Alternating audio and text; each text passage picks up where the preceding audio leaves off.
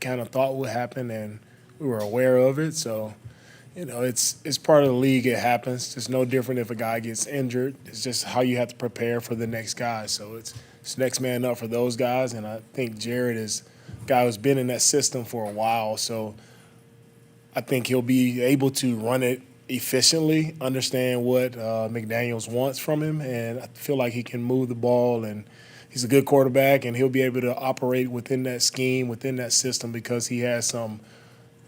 He's done it before. He's familiar with it, so that's what we can anticipate from him. Nico, I think we've asked you 1,000 different ways about Nick Bosa, but in terms of run defense, how can you quantify or just describe the impact that he makes in the run game, even if he's not the guy making the tackle?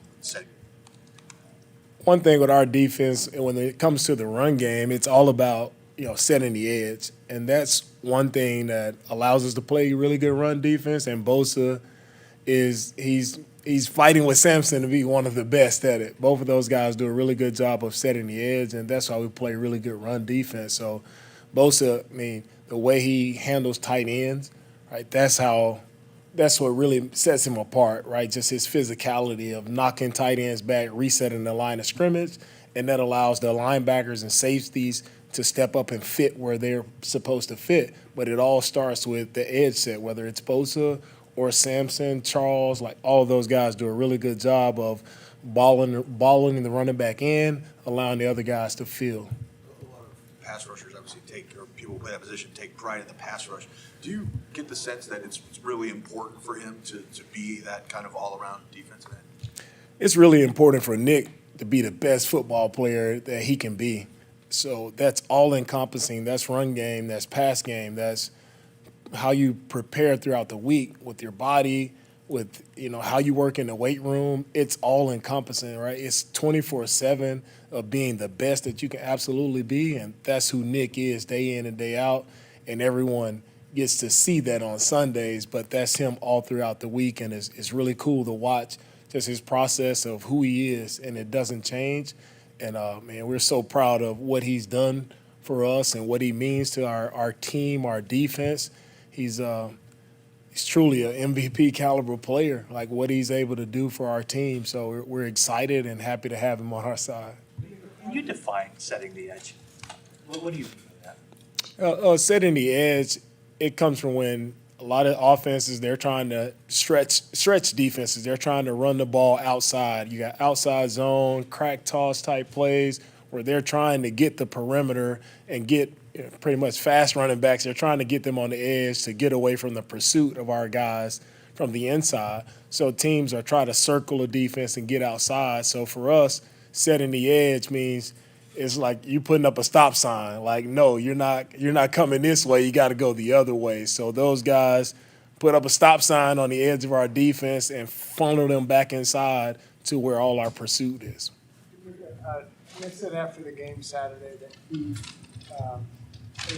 in the past, has really focused more just on what he was doing, and too much film study of offensive linemen clouded his mind, and that changed this year. Study of offensive tackles. Have you been involved in that process or aware of that, or is that just stuff he's doing behind the scenes? That stuff, film preparation, those things, that's stuff that Nick is doing, on his own stuff. Coach Chris Foerster does a really good job of preparing reports for our defensive linemen so they know their opponent, know who they're going against, and then it's up to the player, individual, what they're doing when they're away from here and how they're studying. Some guys can look at a lot of things and process a lot of things, and some guys can't. So always try to tell guys you absorb what you can handle and what can help you when you line up on Sunday to where you have a clear mind and you have fast feet and you can go out and play as fast as you can absolutely play without thinking. And that's where Bosa sets himself apart. He can go out and play fast. He can react to something that changes on the fly just because he's a very good athlete. He's a smart and instinctive player. Nick leads the league in sacks, QB hits, and is second in TFLs and the best defense in the league. What do you think it'll take for another defensive player to win the MVP? I'm not certain. What it'll take. I think Nick has really set himself apart, and I know a lot of different factors, a lot of people, that vote go into that. And I know what he means to us, right? And I know that without him, we wouldn't be where we are. And we're fortunate to have him. With him lining something's left, sometimes right side, what goes into that? Is that sort of a game plan thing going into the game, or feel for him? How do you guys go about that? We want to move Nick around as much as possible. We understand how teams will try to game plan for him. Probably gets double teamed more than anybody I've ever seen. So for us as coaches, it's on us to move him around and put him in positions to be successful. And so teams can't just tee off on us and they always know, right? They always know he's going to line up on this side or that side. For me as a coach, you never want to give your opponent any absolutes. Right? And that's what we try to do with Nick to keep offenses on their heels. Jordan Willis looks like he's bigger this year. He looks like one of your bigger defensive ends. And I know coming out in college, he was known for his speed and his athleticism and stuff like that. How has he been able to kind of marry those two things this season? Yeah. Jordan as you said, Jordan has always been one of our faster guys, and he's definitely added size, which helps him in our scheme to what I talked about earlier when it comes to setting the edge. He's another guy who's done a good job of that. He's physical in the run game, and Jordan played one of his better games for us last week.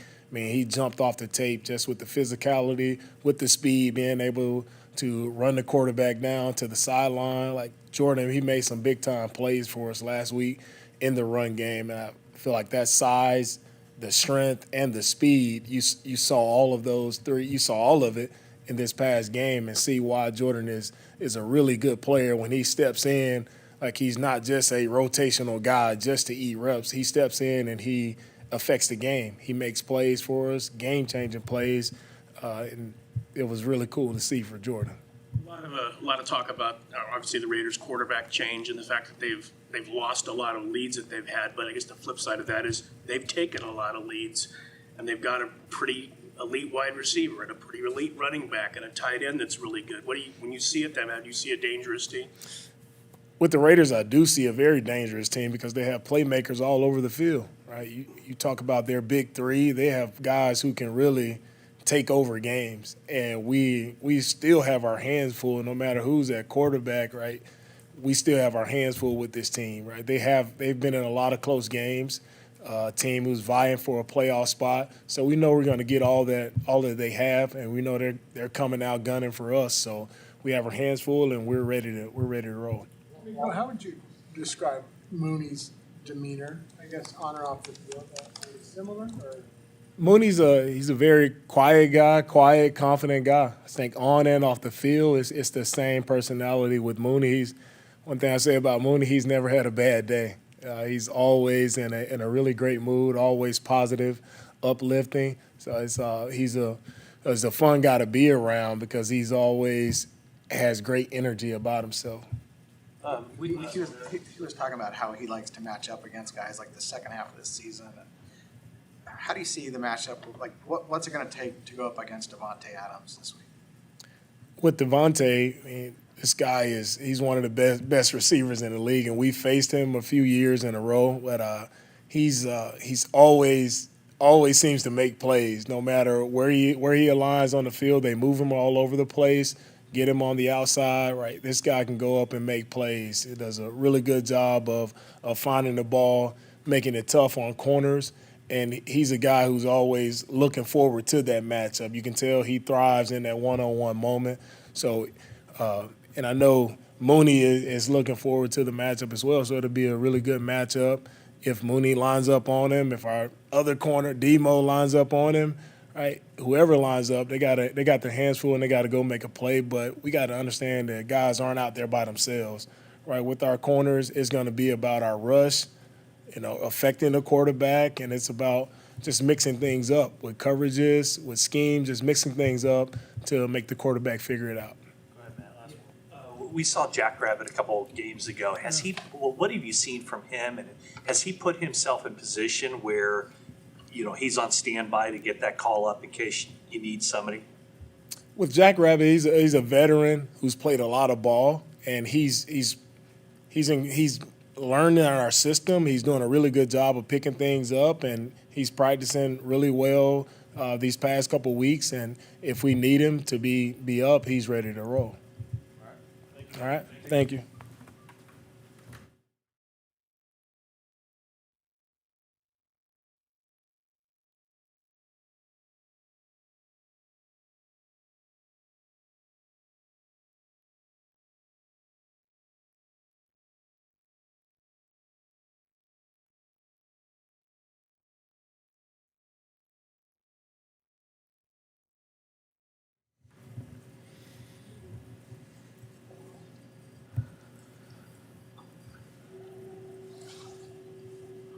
Chris, how did Ty Davis-Price do kind of get back in the mix last week? It was good. It was good for him. He had a really good week of practice last week. He really was starting to, the level of intensity that he practiced with, his attention to detail. He knew he was going to have some ops this week, and so he really performed well. There's always stuff that you have to clean up, but we were real happy with his performance. This is the guy Max Crosby presents you guys. The problem, I mean, he's one of the best players we faced all year. I think Kyle might have mentioned earlier in the week that Aaron Donald and this guy probably present the most problems. He presents problems rushing the passer. He presents problems in the run game. He rushes the passers, as well as most of the elite edge rushers in the league. He presents a unique style. He's hard to get his hands on. In the run game, he's kind of like J.J. Watt a little bit in that he, is constantly he can swim around blocks and still make plays. So it's not only that he's really talented and really good. It's unconventional. So you don't see it every week. So that does create issues for whoever has to block him. So you have to come up with plans and things you want to try to do to limit the amount of opportunities he has to exhibit all that stuff. Game plan against a lot of great defensive ends, pass rushers. Does Bosa remind you like a specific guy? He doesn't, because Nick's so unique. His size and everything. You guys see him walking around. He's not this imposing figure, but his lower body strength, his flexibility, how hard he works at his craft, his attention to detail and everything that he does. The size and all that. I mean, he doesn't really remind me of anybody. He's just absolutely. I guess I think of it, and he doesn't rush like those two guys. But when you saw Robert Mathis and Dwight Freeney, they didn't look. They're not these giant guys either. So I won't say he's like them, but from a stature standpoint, he does remind you a little bit more of those types of rushers. But it's just really hard. Like we just was asked about Max. You get your hand. It's hard to get your hands on Nick, and he doesn't stay blocked for very long. So he definitely is right in that class of all the elite rushers that I've seen through the years. Shorter pass rushers more difficult in a way because they I don't know, can get underneath a taller blocker, have better leverage than it. Well, that is theirs. That's where Jonathan Ogden had trouble with Freeney, is that when he would dip down at the top of the pocket, Jonathan was 6'9". It was really hard for him to get his hands down that low. And so and then there's other reasons why being shorter isn't as good. But yet, Max is long and lean and has great length and makes it difficult to get your hands on him in a different way. So it's just each guy's a little bit different, so they take advantage of whatever their size, stature, skill set is. From the time that you first got your hands on Mike McGlinchey to where he is now, how has he adapted most, and how do you feel about just the progress he's made and where his game is now? Well, I mean, Mike's continued to work really hard at getting better. I mean, we've talked about it before. Mike can be Mike's worst enemy, and that's where I'd say the most improvements occurred. There have been some bad plays, and usually they don't. One doesn't stack upon another. Sometimes they do, but for the most part, Mike's been able to reach a level of consistency that even though there are some plays he's not happy with, I'm not happy with. He has improved greatly from his first year till now. He works really hard at getting better. Is it perfect? It's not perfect by any stretch, but he's made gradual improvement every year. And my thing I'm most happy with is he's able to come off the field. I think last week was probably the exception. He was pretty upset with himself after the false start penalty, and then having another one after that was not good. So that was probably the only time this season that it was probably a little bit more like it'd been in past seasons. But for the most part, Mike's done a really good job of working through that, and that's allowed him to play more consistency, because it's as much as the game's a physical game, it's a mental game, and you have to be able to understand. Trent said it before. I'll never forget when we were in Washington and we played against Alden Smith here in San Francisco, and we played him back in Washington, and Trent got beat for a sack, and everybody was making a big deal, and Trent said, "Alden Smith's a great player." and he's going to beat me sometimes. It just happens. Joe Staley would always say, if I blocked Alden 1 out of 10 snaps in practice, it's the same thing with Mike. No matter how good Mike is, they're good rushers on the other side. They're going to do good things. And last week's group was a really talented group, so it has you on edge throughout the game. You have to stay calm and understand each rep lives and dies by itself, and you learn from it, you build, and you go on to the next rep and see how you can improve and get better and not let the bad overwhelm you. And that's where Mike's really improved, I would say, more than anything. He had the first false start, then he had the second. Did he get it back together after that? He was second? fine after that. Yeah, he was good, but he was down. It wasn't the same. He was really down on himself, and the game was pretty much in hand at that time, and so it wasn't terrible after that. It could have maybe been a little bit better, but it wasn't noticeable at the second one. The first one was just purely jumping early. The second one, there was a little pause in the cadence. It's not excusing. It's nobody else's fault but Mike's. Nobody else jumped. But again, there was with emotion, there was a pause, and there was a little bit more reason for it. But that was my point to him. You were a little on edge from the first one, and so the second one, it was, you just get yourself back to zero. Let's go and let's get started. It's a challenge, and every guy has it. Aaron Banks has it in different ways. It may not show up in a false start, but it may show up in the way he sets for the next 2 series. And I have to remind him, hey, dude, let's get back to square one. Let's come on. Remember what we talked about all week. Same thing with Spencer. All of them. They all, even Trent. I'll say, hey, Trent, now you're starting to look like this thing we talked about in the offseason you didn't want to do. We got to get out of that. And everybody, that's what the process of the game is. That's why I think one of my roles, besides helping with the play calls and the things like that, is to keep the guys on point, to look at the pictures, to watch them during the game, to see what they're doing, to talk about the fundamentals, to keep them on task so that we can continue to do what we plan to do during the game. Look at the pictures. Are they still images?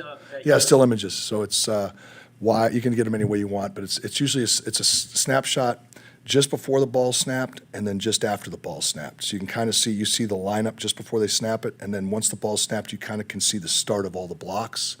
You kind of start to see, were you on that guy or not on that? So you can kind of piece it together. Plus, so I'm standing there and I'm watching it anyway. Then I've got Joe, one of my assistants, standing next to me, and I holler at him, hey, Joe, the left guard. Then we pop up and look at the replay board while we're listening to the next play call and see the replay board. Oh, shoot, right down McGlinchey. We've got to talk to him about that in that series. Then you confirm it with the pictures. You confirm it with the guys. You try to piece it together.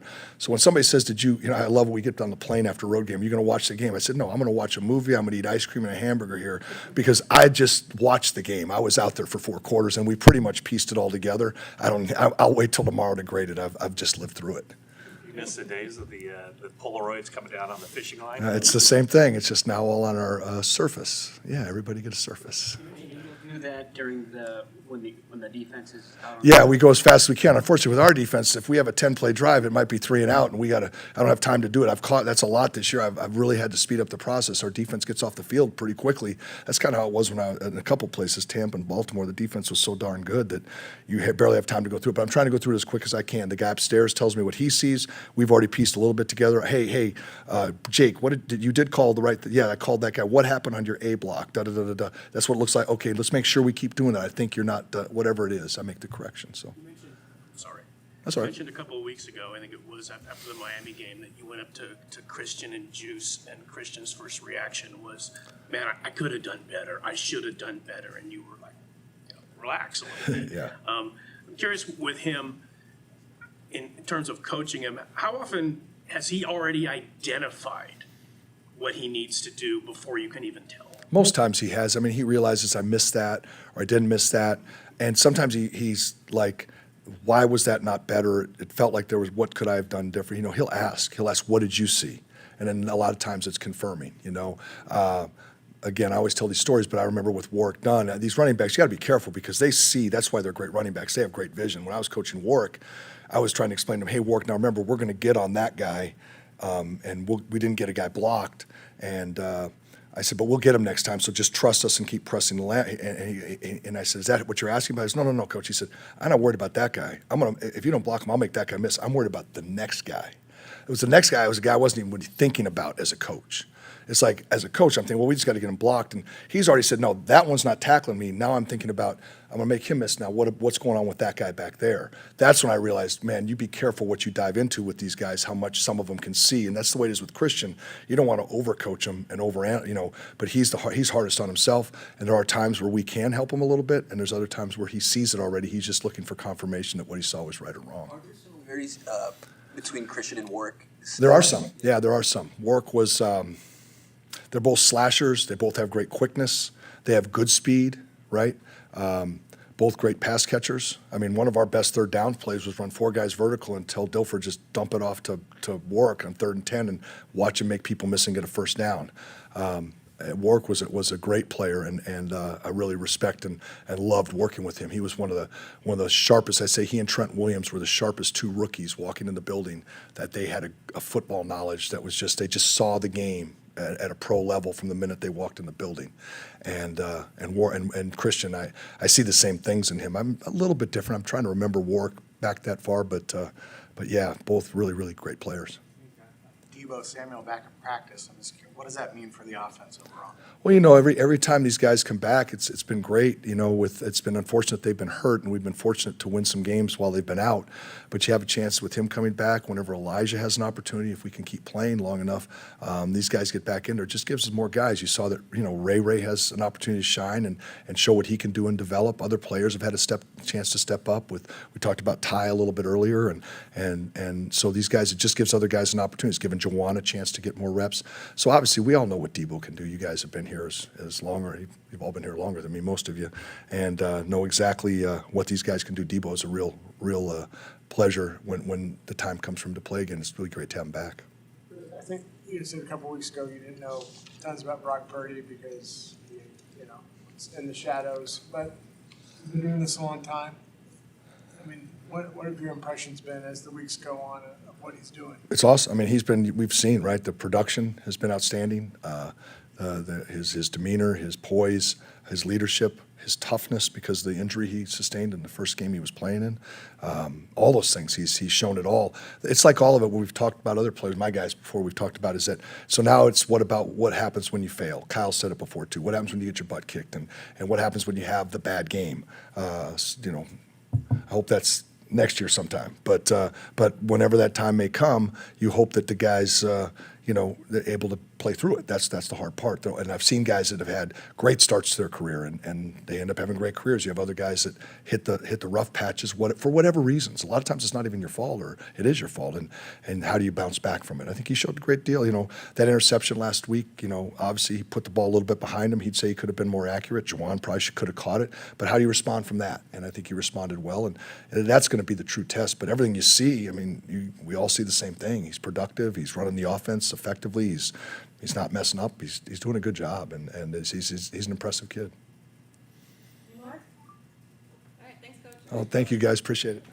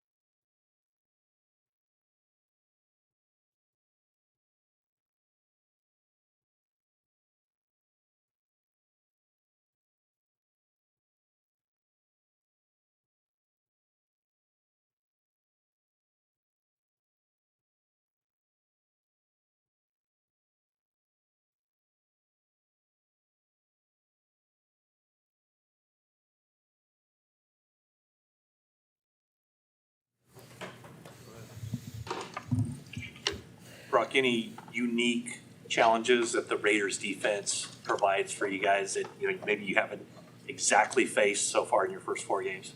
Yeah, I think overall, Max Crosby is really good on the edge. So whenever they have a player like that you have to focus on, they can do a lot of other different things that you can sometimes slip up and not be ready for in terms of what they do with their secondary and their backers and whatnot. But I think they're talented across the board. But for us, like, we're just focusing on what we have to do to get better and get right for this week, and work on little things and habits and details that we want to clean up. So it's going to be a really good challenge for us, going into a really good environment, and they got a solid team all around. So. Brock, did a 49ers scout or personnel man make contact with you pre-draft or show interest in you pre-draft, or was getting drafted by the Niners a complete surprise? I did a Zoom meeting with Coach Greasy and Clay Kubiak. So we had a Zoom set up and, walk through some plays at Iowa State and whatnot, my story and how I think, all that kind of stuff. And then going into the last day of the draft, Kubiak and Greasy called me and just caught up and said, hey, hopefully we can have the opportunity to take you today at some point. So that was really about it. So those were the first two members of the organization you had contact with? Yes. Did you do any top 30 visits? I did not. No. I know this is when you thought that maybe you might not get drafted, was there another team that you were ready to sign with, or how did it come to that yet? There was a bunch of teams calling, both my agent and I, that had interest and, wanted to meet up and then obviously have me sign with them and whatnot. So we had a list going, but there wasn't exactly one team that I was going to go to, Not this team? This team, the 49ers were on the list, yeah. Were you prepared for that whole process, or were you surprised when you got drafted? Or how did Towards the end of the seventh round, we sort of started making a plan and everything of what was going to happen. But then I think with like three picks left, that's when I got a call. So, yeah, that's how it went down. What was your first impression when you saw the playbook and all the plays you'd have to learn? And where's that education level at now? Yeah, just like the baby steps, like the first level of it, and having Greasy and Kubiak explain the playbook to me and stuff.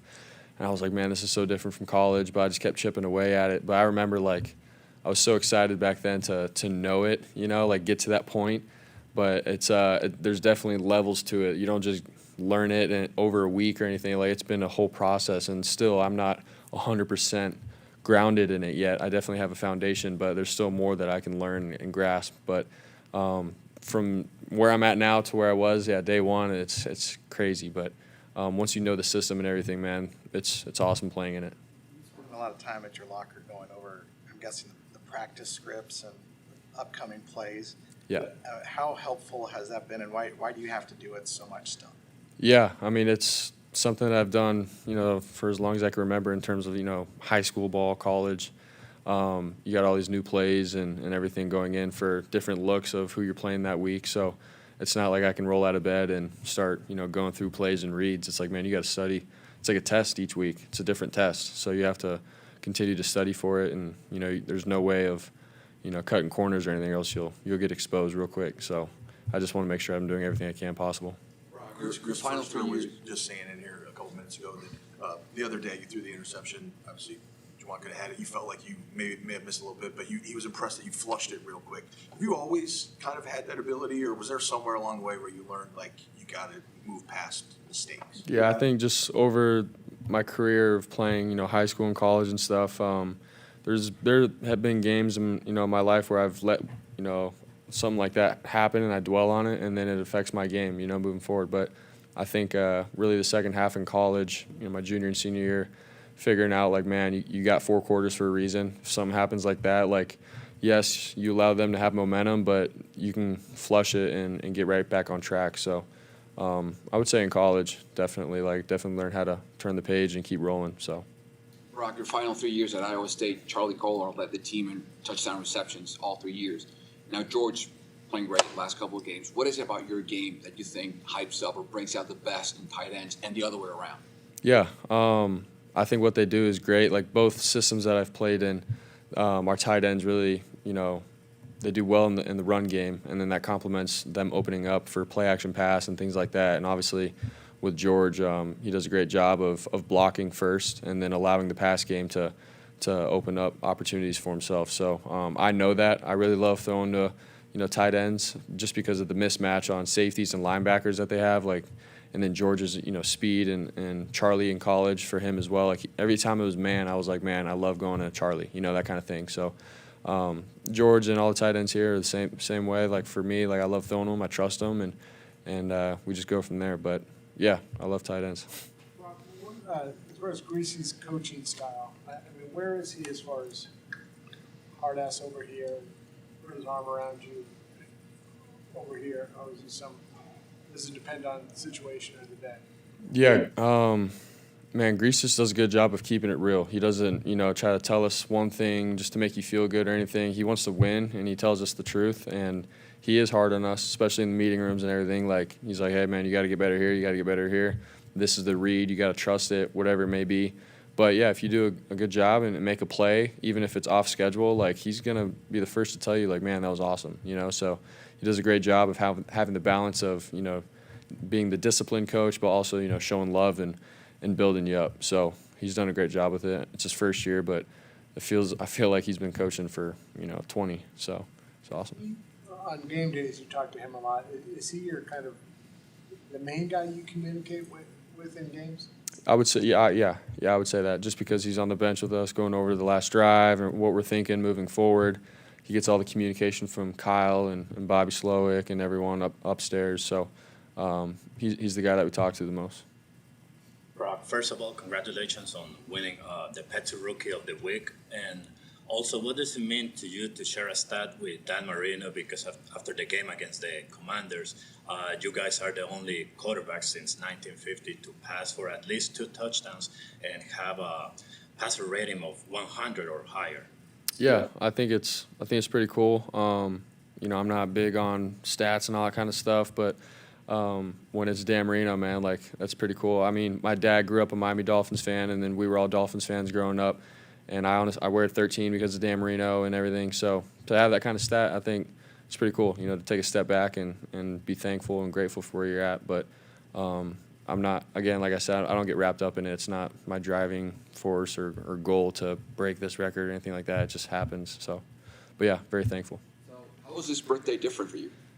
How was this birthday different? Shoot. I mean, I'm just like, I'm at work, I don't really have time to go out and celebrate or anything like that. But honestly, this is a great way to spend it around great guys in the locker room and get to play a sport, for my job. So I'm very thankful. I'm gonna expose myself. I haven't had time to Google image it, but you were 15 in college? Yes. Is that right? Yep. Okay. Who had 13? There was a receiver right when I got there who had 13, so they just gave me 15. Yeah, I just stuck with it for 4 years. Yep. Is there a South Florida tie with your dad? Why Marino? He just grew up in Florida, and so his dad, and it was during the era of Marino taking over, and so that was their team at the time, and it always has been. And even though I grew up in Arizona, the Dolphins were my team too. Oh yeah. My dad would always tell me, like, when he was teaching me how to throw and everything, it was always, man, you gotta have a quick release, like quicker than that. I'm like, Dad, I don't know if I can, man. He's like, Marino had a quick release. So, but yeah, there was some film on Marino for sure on YouTube. Thanks, guys.